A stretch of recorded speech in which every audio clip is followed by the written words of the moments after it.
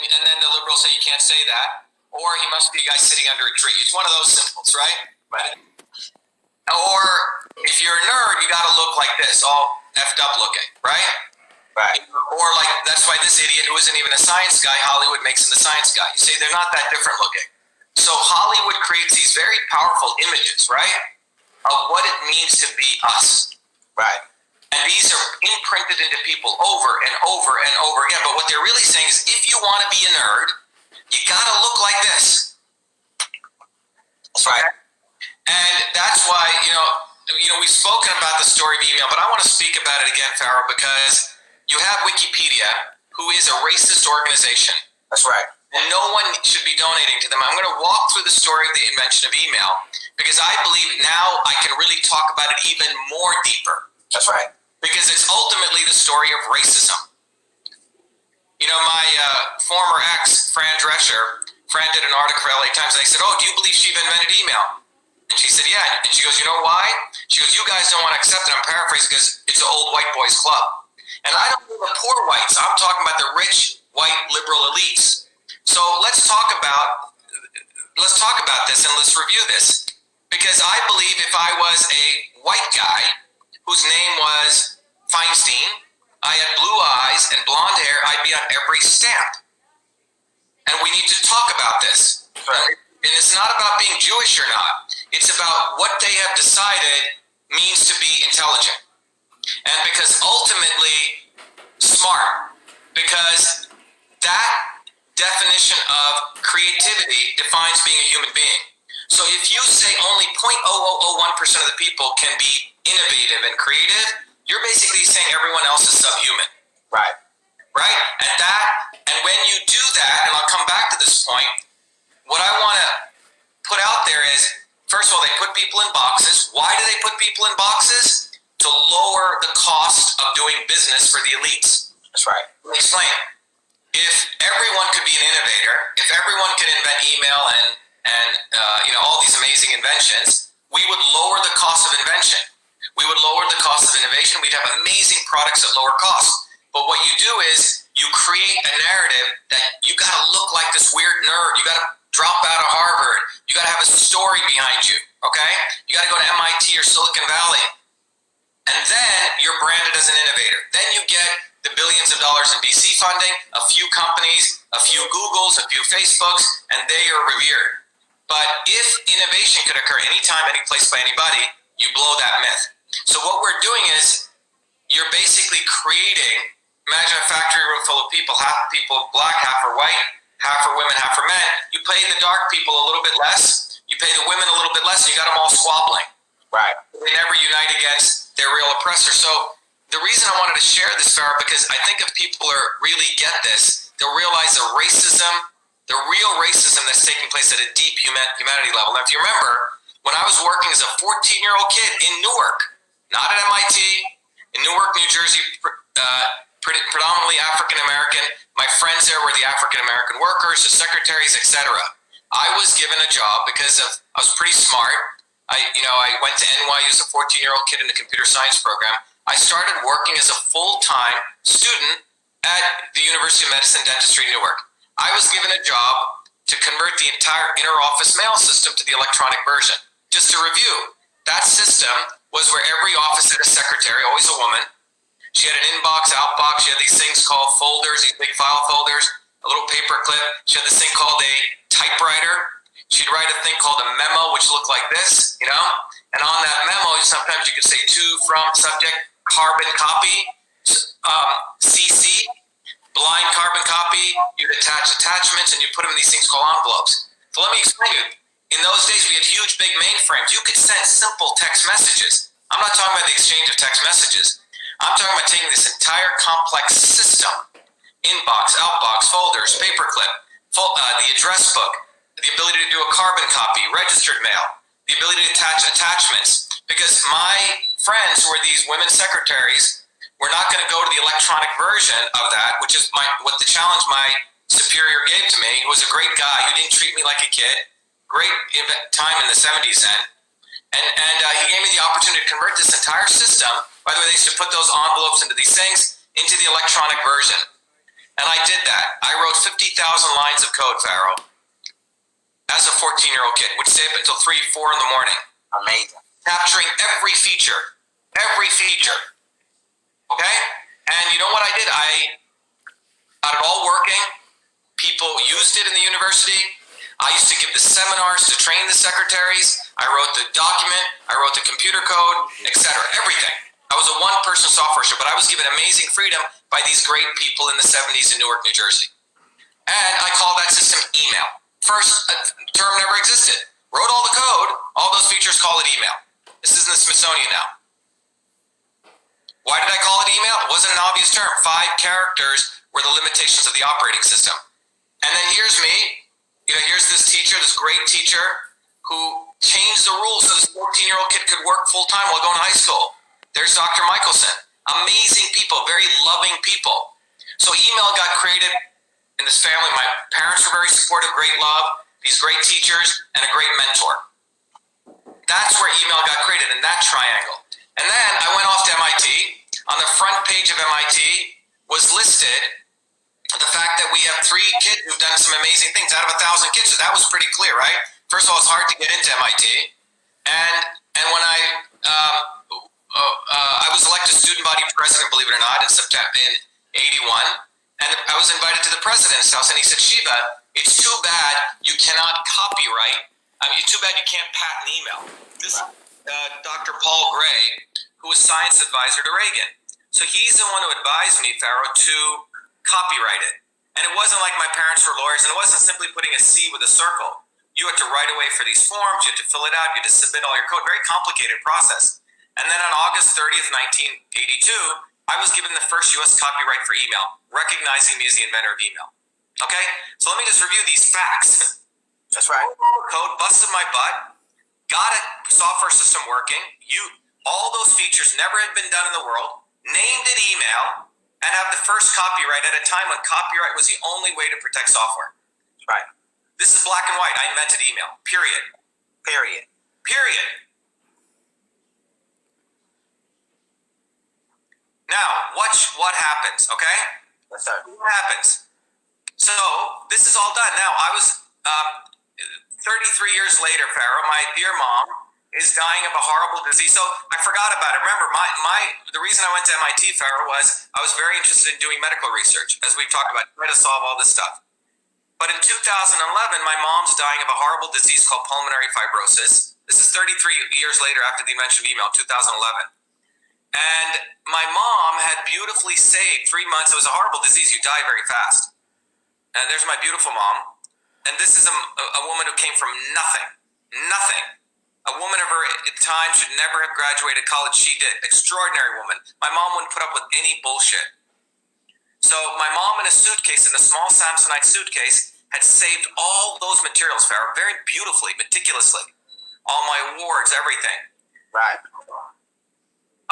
Before she was dying, a friend of mine came to me and he said, Shiva, you invented email. And remember, Indians are brought up to be humble, which I think most people should be, right? We're not out there beating our chest. We did this, maybe we should have, okay? So a young reporter, in fact, not young, Doug Amith, who was the only reporter who's gone through all the material still to this day, factually. The senior editor, not some flunky, the senior editor of Time magazine, went through all the materials and he writes this article. The man who invented email. Laying out all the facts. No one said anything, November 11th. A few months later, I was going to donate all my materials to my alma mater, MIT, Pharaoh, because they have a museum down the street here. I said, I don't want to keep, you can see the stuff was getting watermarked. This was historical. So MIT said, no, we would be stealing it, Dr. Iadre, taking this. You should actually give it to the Smithsonian or the Computer History Museum. Both of them kept calling me, hey, we want your materials, right? Because it's a big competitive thing. I went to the Smithsonian, and then on February 16th, 2012, a month after my mom had died, I was inducted into the Smithsonian. And a young African-American, you can see her name, Washington Post reporter, wrote a beautiful article called Shiva Iadre, Inventor of Email, Honored by the Smithsonian. Okay? Now, you would think people should get excited by this, particularly the liberals, who claim they care so much about helping the darky up. uplifting the dark man to achieve his best, right? Right. What happened was hell was unleashed. Hell. You see articles immediately coming out like this, written by a little rich white boy. And by the way, I feel comfortable now talking about white boy, darky, all of that, because we're going to talk about racism. That's right. White boy, I'm talking about a racist white boy who took my MIT picture, called me an imposter, called me an asshole, a loon, all these words. Right. Okay? 3 defamatory articles. And then people wrote articles like this: what a effing shameless cretin. He should be hanged by his curry-stained fingernails. This ain't 1950. This ain't Jackie Robinson times. This is 2012 to a guy who got 4 degrees from MIT, won every major award, been on the front page. Right. And no one stood up for me. Not one white liberal, not one black liberal, not one yellow liberal. Why? Because in their assumption, there's no way a darky could invent email. That's right. That's right. It doesn't fit. That's right. It doesn't fit into the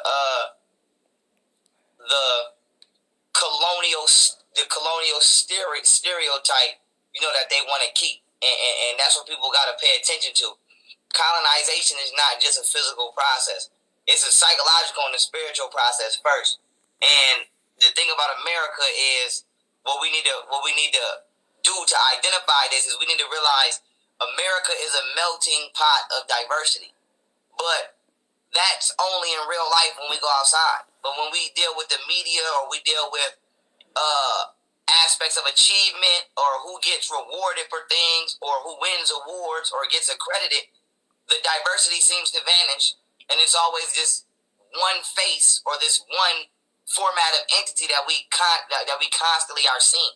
And these same unseen forces are the forces that y'all need to be able to synchronize in y'all mind that have attempted and still are attempting to hold back somebody like Dr. Shiva. And if y'all don't understand, how powerful this is, I give credit where credit is due. Y'all don't really see me quiet on no live stream until I go live with Dr. Shiva because I love Dr. Shiva. Is probably one of the only people that I actually listen to to hear what they got to say. And with that being said, the man is a genius. You don't just get multiple Dr. Shivas in a lifetime. So look at somebody that is as accredited and as accomplished and as psychoneurologically functionable as Dr. Shiva, and he don't even get mainstream attention. That's crazy. So if you think that these people really care about the future of this country or the world, then you gotta be smoking or something. Because Dr. Shiva, if I was running this country, Dr. Shiva's face would be on something every day. Every day. If not just for the mechanical forwardness of his mind, the inspirational aspect of who Dr. Shiva is. And so, like people look at me and they say, okay, I'm inspired by Young Pharaoh because he came from nothing and he went to something.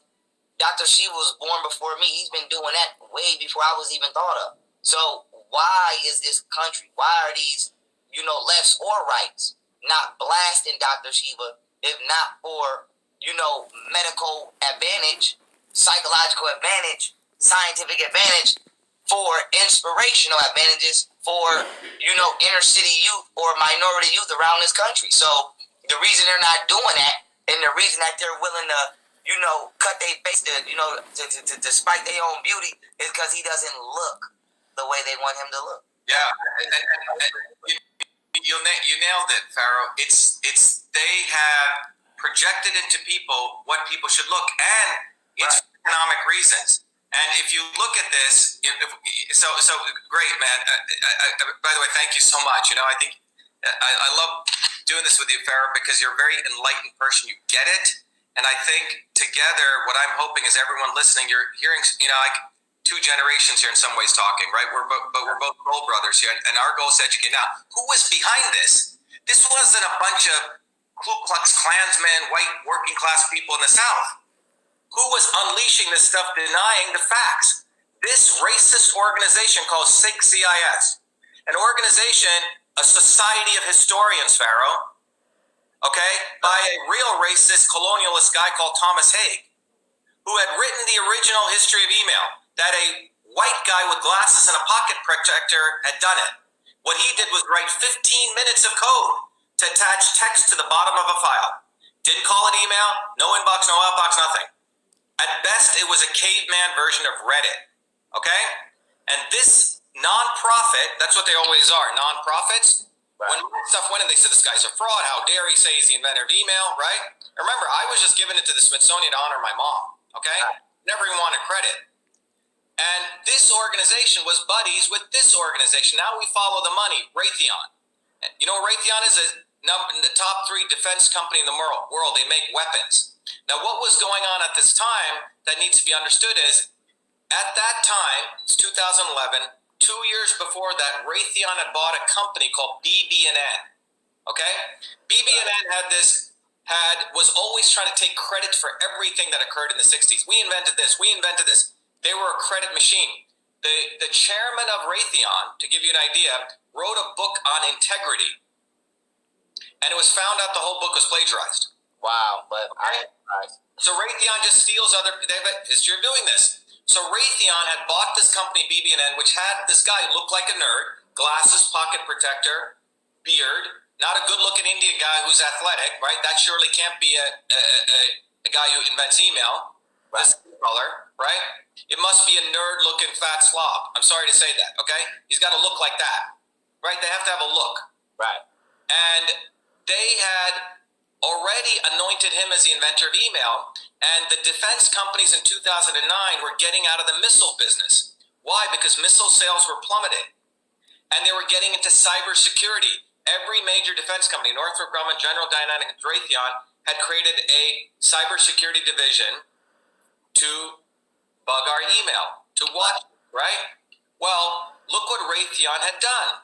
They had rebranded themselves as the inventors of email, you see?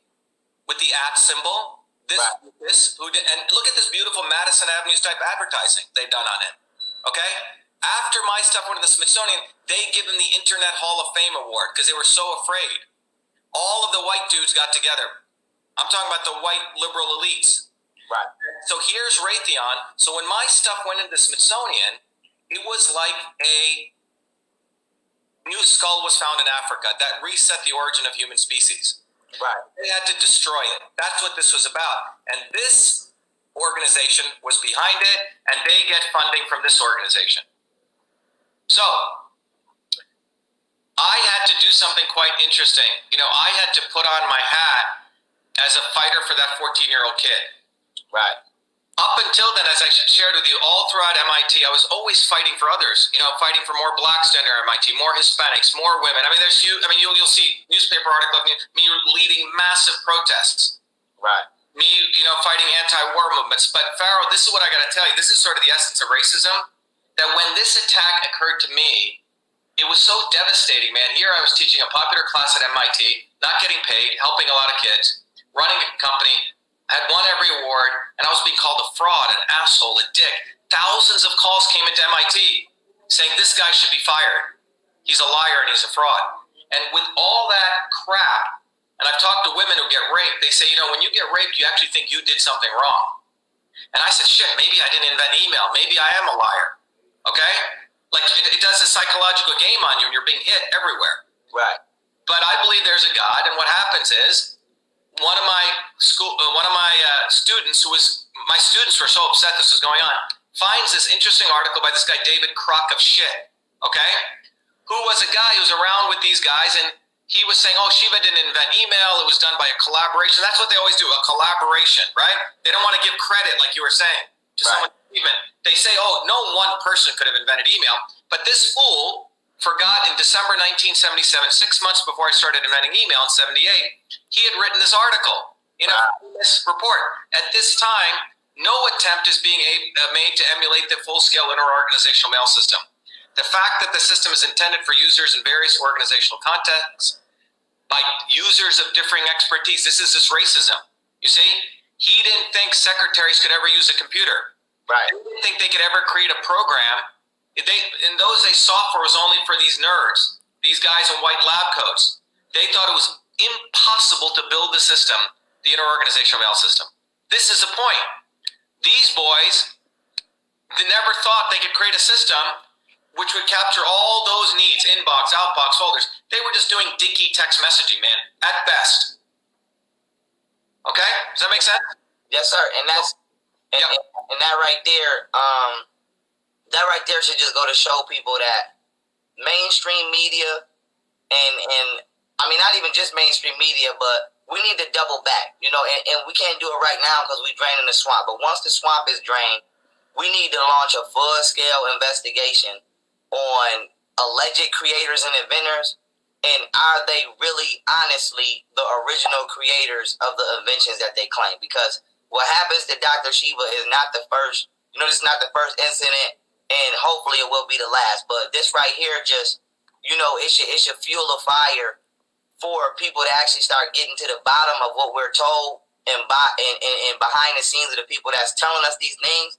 Because what stops the next Dr. Shiva or the next young man from inventing an invention that will literally innovate the future? Do y'all realize that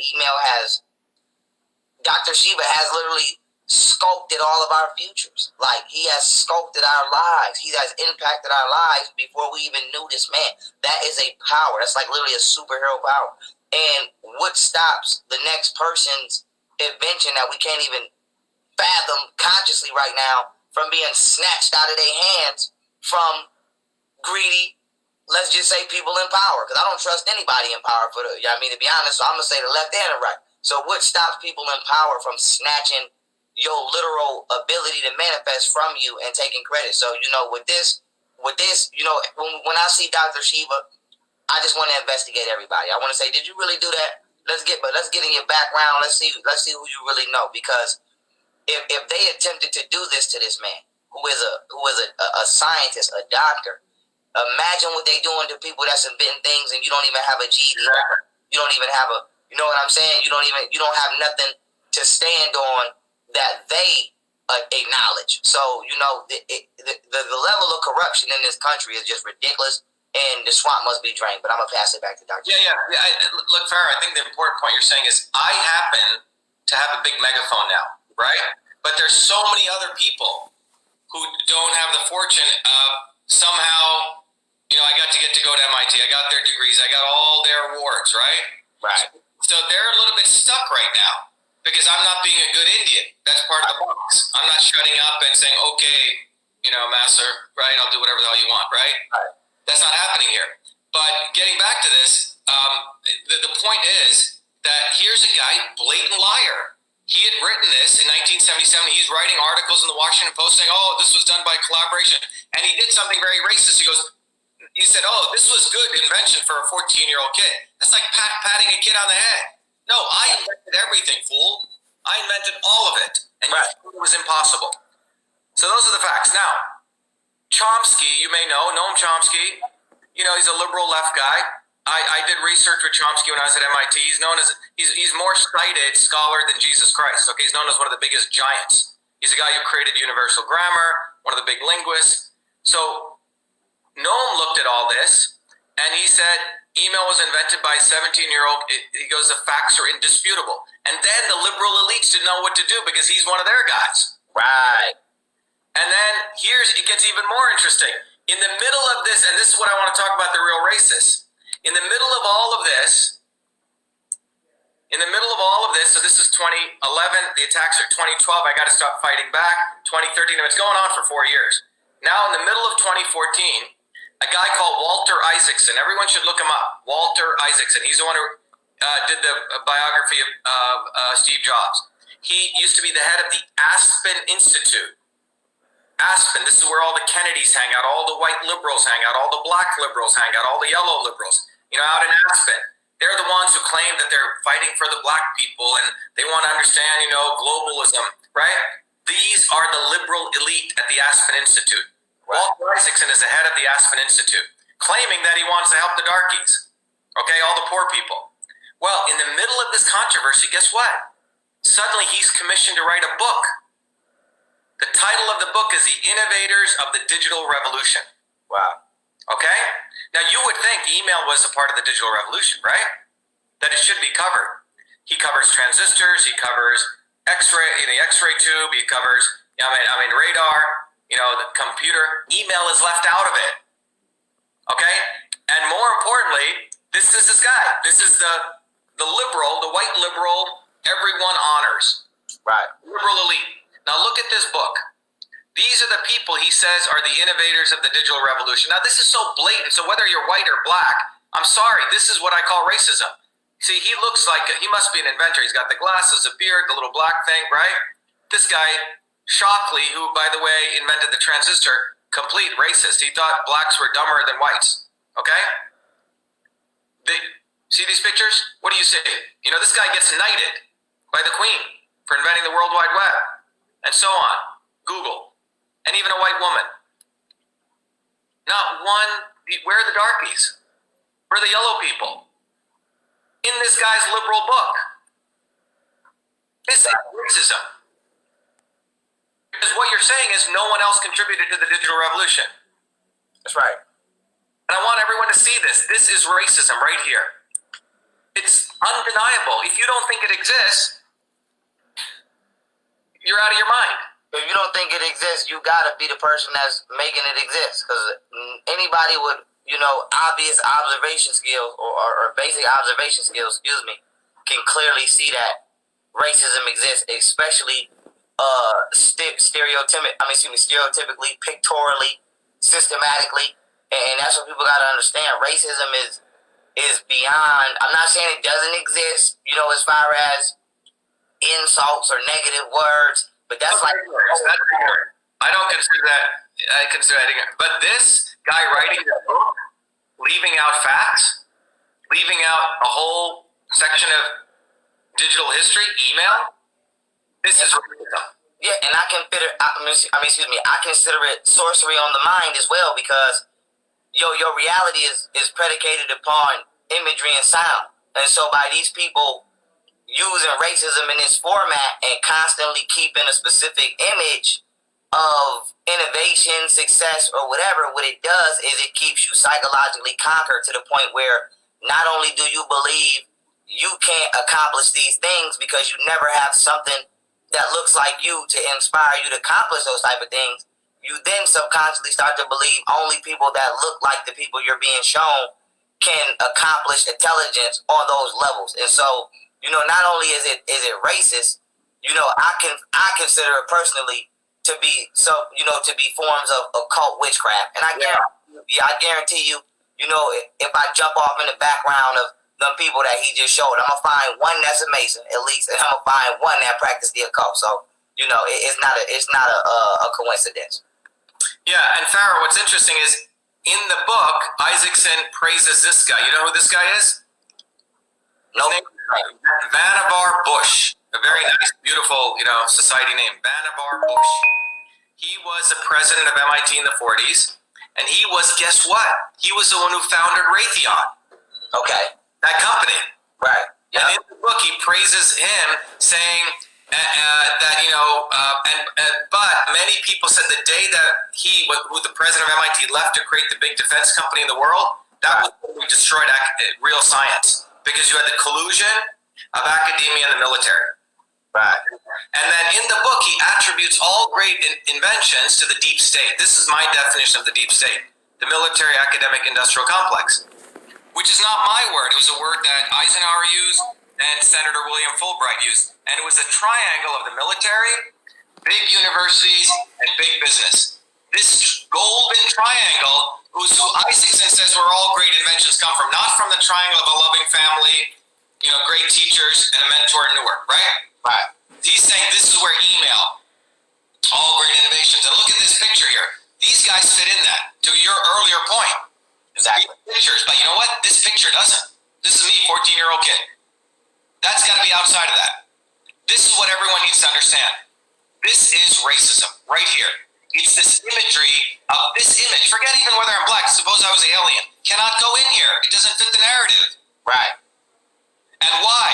Because you have to lower the cost. Because there's a lot more of these kinds of people in the world than these kinds of people. And if more of these people were to innovate, you would lower the cost of invention. You would create more products at a cheaper price for everyone. So you got to keep prices high. So you got to limit who is Don the innovator. Now, my mentor, Dr. Michelson, he wrote this beautiful piece. You know, this is when all this nonsense is going on. I want to read it to people. I just want people just to close their eyes and just listen to this. It says, and it's a great document because he recollects everything that I did back in 78. And he says the invention of email in Newark, New Jersey reveals fundamental truths about the nature of innovation and exposes the quote-unquote histories and propaganda of the golden triangle of the military-industrial academic complex, whose multi-trillion-dollar brand Yep. advertises itself as a source of all revolutionary innovations. Such propaganda are constructed and packaged by those consecrated, anointed as historians who hone this branding. They're like advertisers to brainwash humanity that war brings good things to life. War. This cabal, it's deep state, anoints and exalts its innovators, predominantly whites, and a few persons of color who pledge to its hegemony of innovation, meaning these people have got to say, yeah, all great innovation comes from you. You are the lords of innovation. The indisputable facts of the invention of email in 1978 by Shiva Ayyadurai, a 14-year-old dark-skinned, lower-caste Indian immigrant prodigy, working as a research scholar at the University of Medicine and Dentistry in Newark, defy such histories. The boy's invention, the first electronic system replicating the complex and myriad functions of the inner office, mail system, inbox, outbox, etc., which he named email, was motivated by his desire to create, to do the impossible. This is the important point. Email was invented to digitize this entire system of civilian, not military, civilian office communications, and not just exchange text messages reliably for military battlefield communications. Email was the first end-user software that made the digital revolution accessible to ordinary people who had never experienced a computer keyboard or terminal. Ayyadurai's evolution as an inventor and scientist continued far beyond email. This is something important. I don't need the invention of email to define me, Pharaoh, everyone thinking. I went on to earn 4 degrees at MIT, received worldwide acclaim, and being exalted as an innovator during his 33 years at MIT. So while I was in the military triangle, I was on the front page for inventing Echo Mail, front page for Fulbright, I was their good Indian boy, right? Nice dark face. He served their needs as a penultimate ambassador and model minority. You've heard that term? To enhance their image of inclusivity, diversity, and equality. Now, this is where the real racism comes in. This is where the real racism. However, when the Smithsonian requested and obtained artifacts documenting email's origin in 78 in Newark on February 16th, and when Ayyadurai accepted this great American honor, he pitted himself against their brand. The cabal unleashed disinformation claiming email was created before 1978. When these claims were debunked and Ayyadurai continued sharing facts, the attacks escalated to a lynching. Exactly. See, I wasn't willing to be a good Indian. I was saying, wait a minute, I did invent email. Revealing this is the real racism, an insidious side of racism, which exalts persons of color. And I want everyone to listen to this. Exalts persons of color when needed, and expels and annihilates them when they challenge false histories and propaganda. Malcolm X. Okay, example. Yep. Malcolm, this happened to Malcolm. Gandhi, no, he was a good old Uncle Tom. Obama, no, Uncle Tom, okay? But when you are part of their thing, you're their golden boy, and you say, wait a minute, I don't agree with this, you get lynched. That's what happened. It was a public freaking lynching. Email did emerge from a collaboration, but not from their triangle, but organically. And this is what everyone needs to know. This is a human issue about the human race. In a local and indigenous ecosystem of a small medical college, where a brilliant young boy, committed teachers, a loving family, and a dedicated mentor solved the civilian problem. Right. Exemplifying countless other innovations across millennia inspired to advance life, not retrofitted from technologies intended to maim and kill. Such histories are deliberately not documented to perpetuate lies that war is good and to mask its rapacious profits. Documenting the invention of email. This is why everyone needs to destroy Wikipedia. Destroy them. Therefore, is a historical imperative towards breaking the diabolical trance. You use the word trance, man. That's right. right? Sorcery. To reveal a fundamental truth. Innovation can occur anytime, any place by anybody. And war and profit are not its only impetus. That's what this is about. By the way, finally, after 4 years, I found Charles Harder, and he took on my case for nothing. We sued Gawker. We won a $750,000 settlement. And again, the liberals didn't want to believe that was a victory. They were forced to take down the 3 articles, and I got a settlement. And then I went after these tech dirt guys, another bunch of racist slobs, who we settled with. But the point is, this is what racism is. This is real racism. You put people in boxes. Hey, you're a guy from India. You better shut the hell up and not fight for your innovation. And if you do, we'll publicly lynch you. Hey, you're a, this and that. You stay in your little box. So that's the real segregation. Right. Regulation, and that's what this is really about. This guy right here who you showing, Bill Gates, he's in nothing, but he's considered Oprah doing shows with him talking about Superman. And this man, he went and stole someone else's and flipped it. Okay? Now he made, in the COVID crisis, these guys, 600 people made 400 billion. Okay? And let me get to this point here. I want to jump over to this.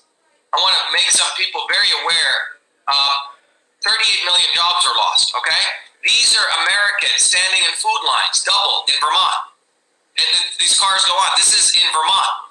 You know where this is? This is Africa. wow. Okay? No different, okay? This is what's going on in this country. And here is a net worth of a black person in Boston today. Kennedys, what have you been doing? John Kennedy, Ted Kennedy, Joe Kennedy, Robert Kennedy, all you fools. You talk about helping black people, the net worth of a black person in Boston today is $8. Come on. This is the net worth of a white person in Boston, 247,000, 30,000 times difference, Pharaoh. Exactly. This is facts. This is from the Federal Reserve report of That's 2 right. years ago. That's right. Now, this does not mean poor whites are doing well, and I want to talk about that. Poor white Americans are getting poorer. They're putting everyone on reservations. So look what happened here. You see the average net worth of blacks and Hispanics? Their income, 8,000 and 5,000. Look at what's happened to white incomes. It went from 42,000 down to 22,000. Black, white, Hispanic, poor guys are all being put on the reservation. That's what's fundamentally going on. And this is the middle class. We used to have this middle class, and now we have, this is where it's headed, this middle class. Big people on top and lower. That's what's happening. Wow. So what you're talking about is, this entire thing is about economics. And the economics are like this. You gotta have, look, Africans did slave trading, so it wasn't clearly about the skin color. It was that Indians were sort of all brown hues,